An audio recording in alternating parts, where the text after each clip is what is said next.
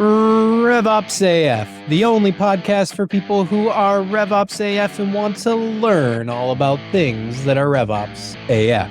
Our goal is to give the revenue operations community, that includes marketing, sales, and CS for any of you not paying attention, the skills needed to accelerate their careers.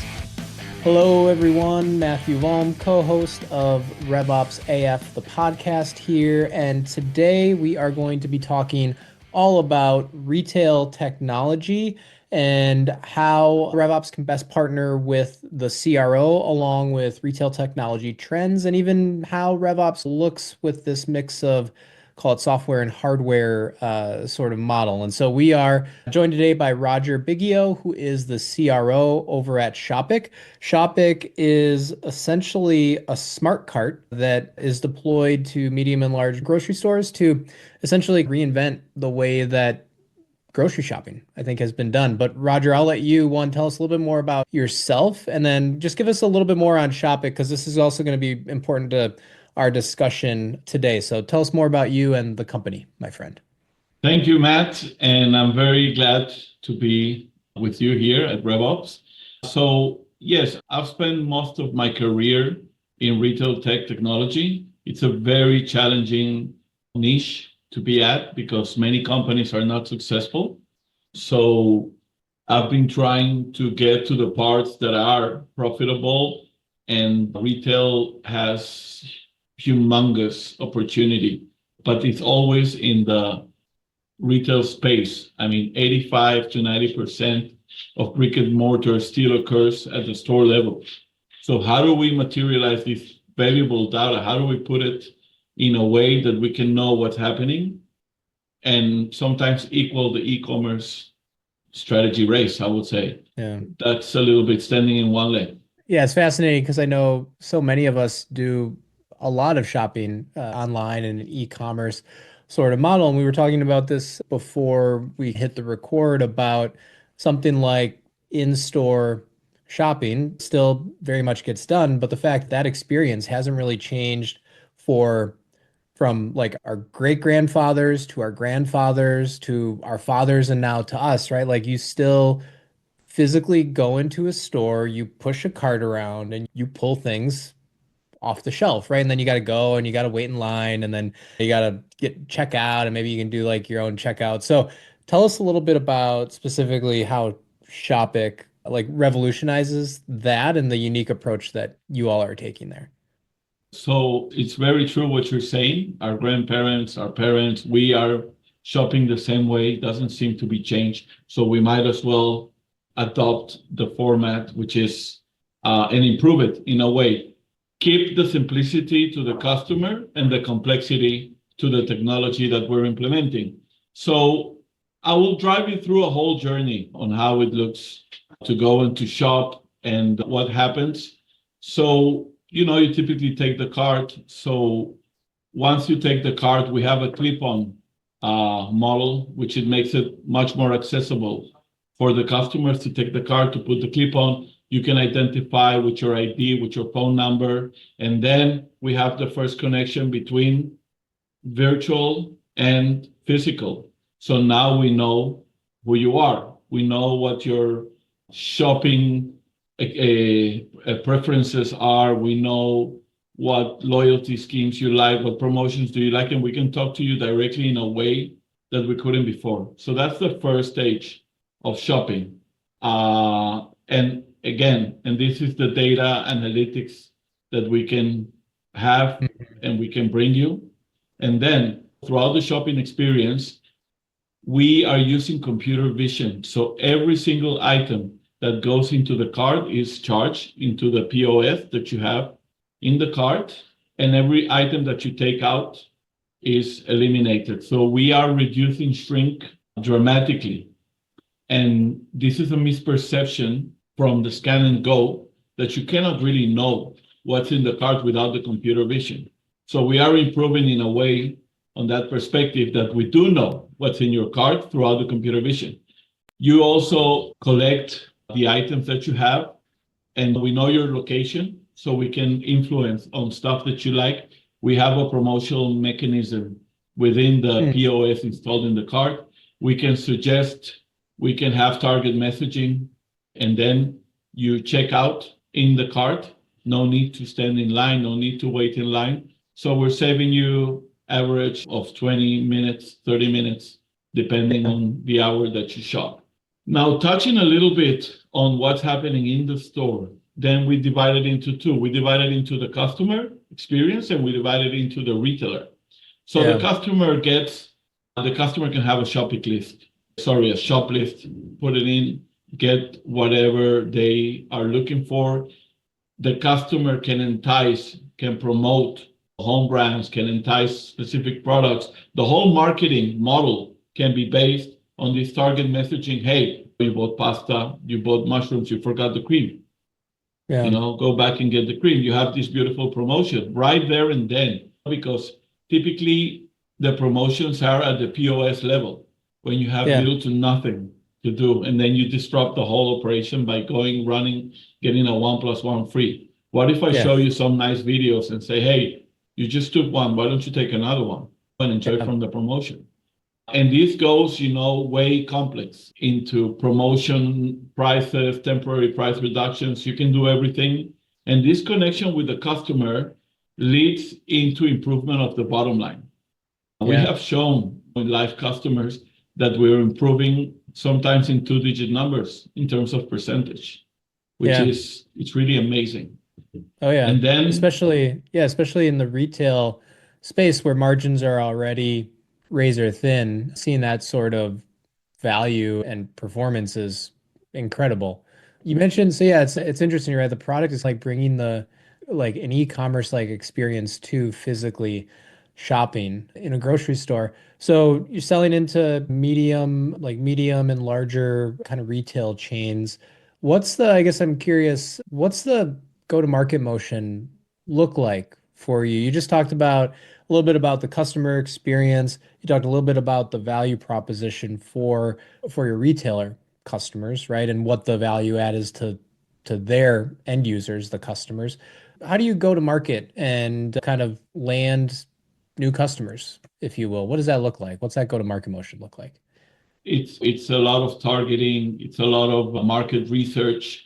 We divide our offering. We divide it into 5 stages, which are shrink prevention, data analytics, checkout times reduction, staff reduction, and of course, shelf analytics. I'm not going to bore you through all of them. I think the one that I haven't touched is the shelf analytics. We have side cameras that are also showing how are the shelves populated, and if we have shortages, to send messages and to get the people that are working to optimize the stuff that you have, that this is a big problem right now also in the market. So we typically identify the customers that we want to go after by the problem that they're encouraging. And we're doing right now, we're doing some big partnerships with big companies, worldwide companies that are dealing with retailers, adding this solution to their portfolio. This is one way we're targeting directly. Also the top retailers worldwide. I don't know if you saw, we had a big PR on Intermarché in France. That was all over the news in France. We're doing it there with a partner, Capgemini, which is a very known partner. So we are looking for strong partners that can also add this to their offering, making it much easier to distribute, to install, to support, to enhance, and especially targeting the specific needs, Bottom line, everyone needs increasement of bottom line. Reduction of stuff is huge right now. Data analytics also. And then trying to compete against e-commerce and the big players out there. So we really have a value offering that we need to translate into these customers to get them interested enough. I think it's a process like it was the self-checkout, where it took over a decade for customers to get used to the self-checkout. And today's technology is much, much easier and much faster. Self-checkout is already 26, 27 years old. So we are faster, we're nimbler, we want to implement technology in a much faster way. So I think it's going to take a lot less time. But these are Yeah. more or less the parameters that we look for in targeting the customers. We also get a lot of requests from the retailers. That also makes the sales process easier. Yeah. Yeah. So you mentioned, so it sounds like there's a partner model in there, a Yes, direct sir. sales model, enterprise, obviously, sales, so longer sales cycle, complex. So I guess I'm curious first, before we get into how your ops team supports you as CRO with some of those things, let's first talk about maybe the structure of the revenue engine or the revenue org at Shopic and how or where your operations teams and people support you and the ultimate revenue engine. So, first question, how is the Shopic revenue team structured? Do you have traditional like marketing, sales, like post-sales sort of support? Do you have then like one like operations, revenue operations teams that supports all of those different functions? Do each team have their own dedicated ops person or people? What is the model or kind of the structure of your revenue org? So on that perspective, and I think this is the secret to success of many tech companies, and we're product based, where Yeah. the product leads the way, the vision, the innovation. We have a brilliant CPO that leads the way. We have, of course, the sales team, pre-sales. We typically do pilots that can last 2, 3, 4 months. And Yep. then we engage with customer success. Then we have operations delivery. And surprisingly, we have managed to work as one team. We have one management team that does an amazing job. Every single aspect of commercial, operational, customer satisfaction is dealt with as a team, where everyone brings their opinions, their tips, their optimization proposals. But typically, it's dealt as one team. We all have our responsibilities and how we do it and Yeah. how we manage the account from my perspective. And we have the customer success working side to side from the first day of the pilot, even from the data gathering of the computer vision items. We're already working together. And then throughout the project, you could say it's a long sell, but that once you finish the pilot, the customer is ready to roll out. So we engage Yeah. in all these aspects of the product together, of the project together. Yeah. Yeah. Makes sense. So with that, as CRO and kind of the leader of the overall revenue org and engine, what are the biggest problems or challenges that you have? Like, what's the stuff that keeps you up at night? What are those things? So I would say competition, Yeah. margins. Retail tech is a very hard, not very proven, I would say, niche that Yeah. many companies have failed to prove that they can actually have a positive ROI.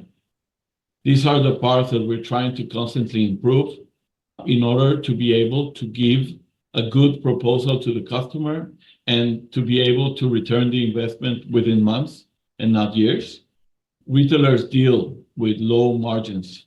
So technology-wise, we have to be imminent in our proven results. And of course, also, showing the data to make them believe that this is really, bringing them an increasement in their bottom line, a reduction in shrink, and a lot more data to deal with and to be better than the competitors. Yeah. So you have to keep that whole balance. Adoption. Customers need to adopt your Yeah. technology. That's always been a big challenge. So how are we making them adopt so that they keep coming and they keep using it and that they get used to these goodies that they're not going to find anywhere else? It all Yeah. sounds beautiful and romantic, but making it a reality has its challenges, Yeah. reducing the stuff in the supermarket, getting some of the cashiers to actually come and promote. It's not that they have to go home. They can do other jobs. They can perform other jobs and help with the mission, which is to implement the Yeah. technology to get good adoption. Yeah. The two big things I heard are data and a lot of like product and customer success stuff there. So with those things at the top of your list, I guess, how do you approach the data part at Shopic? Do you have a dedicated data team? Is that something that stands, at least as it relates to go to market? Does that stand within revenue operations or sales operations or something at Shopic? Like who owns data at your So company? good, very good question. It typically divides into two big, we're targeting tier one and tier two customers, some tier Yeah, three, and many of them, the vast majority has a data team that are yeah, performing these operations. So we do have right now a data team because we need to provide imminent results. But what we are focusing is on providing this data or providing these data outputs into the data teams of the retailers. And right now we have top tier one retailers worldwide doing their data on the smart cards, and the results are amazing. We get, as yeah, I told you, sometimes we get over 10% on the bottom line improvement, basket, and customer satisfaction is also amazing. So I would say it's a combination. We are typically giving the structure needed to be successful and to get their data team engaged rather than doing it ourselves. Whenever needed, we do it ourselves, but that's not the final goal. The final goal is for you have a problem in data that if the data is BI that takes some time and some days, it's outdated, it's past. You cannot really do anything with it. You can learn from it for next year, but right now, what do you do? So we need yeah, actionable data. You have too many people on this aisle. The customer trajectory is not including specific aisles. Why not? What should we do? Should we bring enticing products there? So you have to work hand in hand with the retailer in order to hmm bring him the best value possible. So you must have the data team from the retailer engaged to be yeah, successful.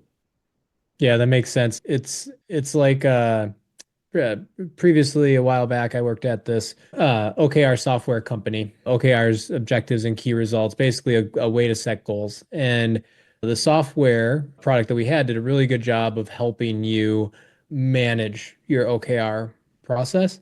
But OKRs are a framework, right? It's a way of how you set goals. And a lot of people struggled with that first part, right? And so the customer success team very much had to have it a part of their charter to coach people and help them with that part of the process because if they were successful there, they were going to be successful with the product. And I'm hearing a lot of the same things from you in that your product has a lot of capabilities, but the customer needs to really be able to be successful with, like you said, those data points on cart path and everything else. And you Yeah. obviously, your team has all this experience from all the customers and everything that you're able to serve, and you're able to bring that to the table. So the CS part, customer success part, is critically important to getting through some of those early POCs and then just helping people be as successful as they possibly can with the product on an ongoing basis. Exactly that. Yeah. And we have the format to show. We have a project deck for the pilot to show the data, and it's exactly done by the customer success and the account manager, of course. And we said, guys, look at the improvement, look at the data that we're bringing you. How do you bring the data? We'll send Yeah. you the formats, et cetera, et cetera. It's exactly like that. Yeah. One other question I have, I didn't ask you about your kind of career path up to CROs. So as we talk to a lot of revenue operators and RevOps folks that are out there, they have ownership over people, process, technology that drives the revenue engine, right? Supporting marketing, sales, and post sales. So they have a really good purview and understanding of what it takes to drive revenue efficiently and effectively on an ongoing basis. So well positioned, I think, to move into a CRO type of role. Not every day that I'm able to actually talk to a CRO and say, well, what was your path into the role? Like, take us through your own career trajectory. I know this isn't your first CRO role, but what was the path that you took to the CRO, Chief Revenue Officer role, and where you're at today? I hope you have time. It's an interesting story. Yeah. So it's funny. I was called into this retail tech company called Retalix. We were in the whole burst of the high tech. I was dealing with smart navigating solutions as they came out. And they told me, we need someone like you in the retail marketing. I said, but what do you mean retail? He says, POS, stuff like that. I said, that doesn't sound like high tech. I declined. They called me the day after. They said, look, we have engineers that we need to move them into the next step, and we need to teach them to get out of the DOS and get into Windows and get into technology, et cetera, et cetera. I said, all right, let's talk. So I joined Retalix. I led the support team, it was a team of over 20 engineers taking care of Israel customers, over 1,000 customers. And there I started working out the service plans because we had many customers that weren't on service, and then they would argue about paid, not paid. So I started building support levels, bronze, silver, gold, platinum. And then when I convinced them to go into a bronze, I said, but come on, silver is just $200 away, and you get this and you get night support. And then I started getting into the whole transactional sales service. And it's funny because the COO back then in Retalix is our COO now in Shopic. So eventually I went to him and I said, hey, I want to move into sales. I know 5 languages. I can do it. He helped me out immediately. I was transferred into pre-sales, and I was the good guy working like a salesperson, working as a pre-sales, telling the whole story as it is. I got into loyalty and promotions and started helping also with the pre-sales of loyalty and promotions, working for the SVP of this department. With his help, I went to the sales team and asked to be taking responsibility for Spain. I wanted to actually try and be successful in sales. So I had 2 jobs. I was leading the loyalty and promotions pre-sales, and then I was leading the Iberian region for sales. We got the first customer. It was on the pipeline for 8 years, and I got the first customer in 9 months. And then the whole company went for sale. I moved into telecommunication. I wanted to do retail, telecommunications, and banking, which I did the 3 of them. I moved into telecommunication. I relocated into Colombia. And then I moved into banking retail. I relocated into Chile. And then NCR acquired Retalix. They called me up and they said, we want you to lead the business unit of LATAM. We want you to lead the sales team. So I started off 2016. I started off leading the retail part there. We triplicated the revenue within 4 years. We did a tremendous job. We took care. We won every single big deal that was out there. It was a great experience. And then I saw this AI and all this computer vision, and I thought this is the future. This is where I need to be. Being in a big corporate at that moment was been there, done that. And I thought I need to be a visionary. I need to move into something bigger and be part of what's coming next. So I moved into a company that was doing something throughout the lighting, throughout the roof, great technology. I thought we need to be more nimble on that perspective, and we need to be at the floor space. So then that's when I saw Shopic.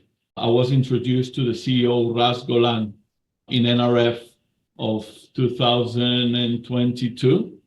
And we started talking. I wasn't even working for Shopic, but I fell in love with the technology. I fell in love with what they were doing. I started, in a way, helping them because they were building the product and they were getting some engagements on tier 1 customers. And then we decided, okay, I'm going to jump into Shopic, which is where I am now for over a year. And I'm very happy. I do believe that this is the future and I want to be part of it. Yeah. It's funny, there is, believe it or not, I think a common theme or thread that I hear from a lot of CROs and then also folks in RevOps, which is not anything I'll say specific to the background or experiences, but it's the variety and the breadth of experience that they have. Like you just mentioned, 5 different languages, you've lived in multiple countries, you've worked in banking, in telecom, in technology, you've lived in all these different places, you've now seen a bunch of these different technologies in a bunch of different countries and areas. You've worked in pre-sales, you've worked in post-sales, you've been responsible for specific programs delivered to customers. I think collectively, right, that's the type of, call it like background or experience that I think sets you up for success in a RevOps or kind of head of revenue, chief revenue officer sort of role, like you mentioned, because on a day-to-day, week-to-week basis, you're going to be faced with challenges that you've never been faced with before.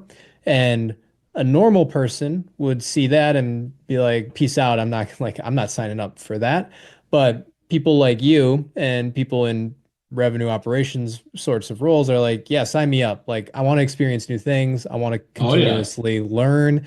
I want Oh, to yeah. get better. So I think that's actually the common thread that I hear is like that sort of call it natural curiosity. I think that desire to just continuously grow and learn is what sets people up for success to move into a CRO sort of And role who and be is behind successful. you? Who is Yeah. behind you? Who backs you up? My boss, the senior vice president for loyalty and promotions in Retalix, Sol Simon, an F-15 pilot. Just so you understand, bright man with a bright mind.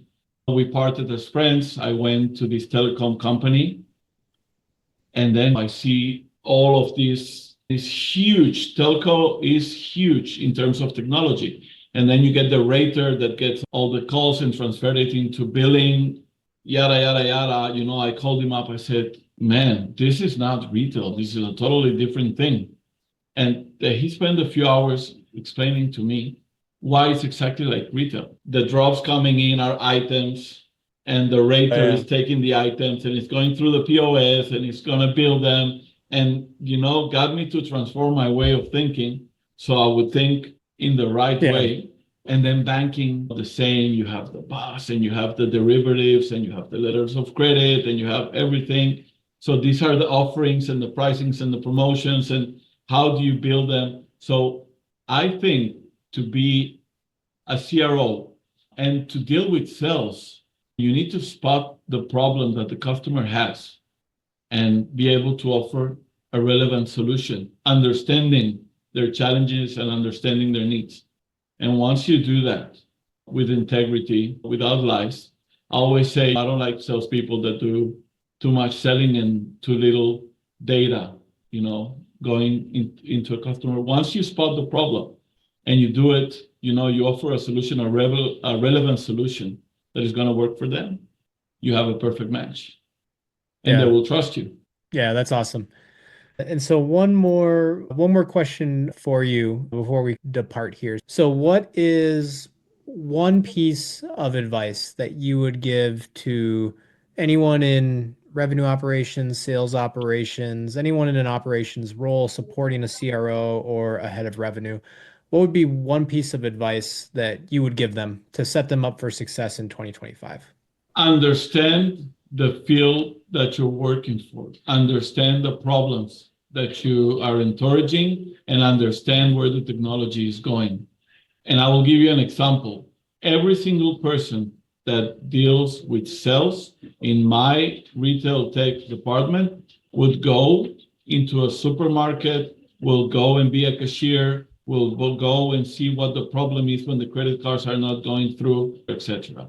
You need to understand what the opportunity and the problem are to be able to spot a possible solution and, of course, translate it into money, which is, if a RevOps would come to me and say, hey, real story this week, I mean, shrink is a $120 billion opportunity. But data inside the store is a 1.2 trillion opportunity.